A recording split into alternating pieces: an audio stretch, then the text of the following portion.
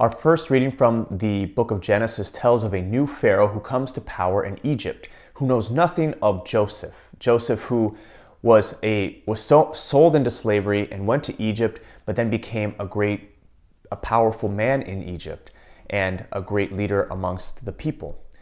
And this new Pharaoh knows nothing about Joseph or the Israelite people. And so out of fear, he enslaves them.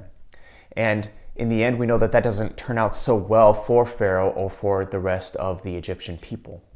But what if Pharaoh had remembered Joseph? What if he did know who Joseph was? Would he have acted differently?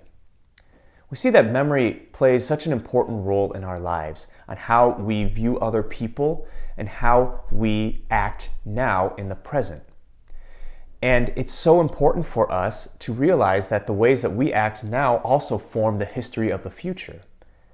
So that when we know those things, we have a better understanding of how our actions now have effect in the future.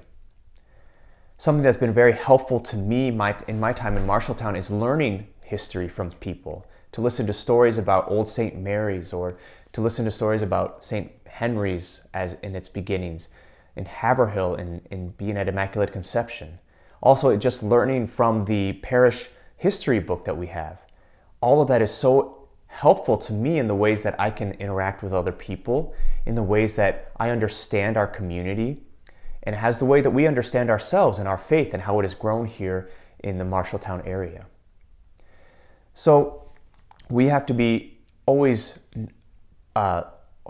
conscious of that our history has so much to play in part with how we interact and how we act today.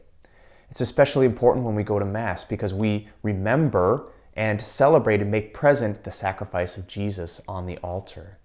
And that plays an important part, of course, in our faith each and every day.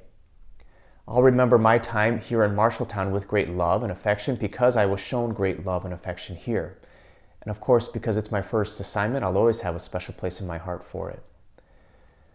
But today, let's ask Jesus to help us to remember the things that are important, to remember our faith, and to share it in a way that others will remember as well. And the ways that we act and react to others are the ways that we will be remembered in the future. And may Jesus, who is made present to us on the altar, not only live in our memory, but in our hearts each and every day.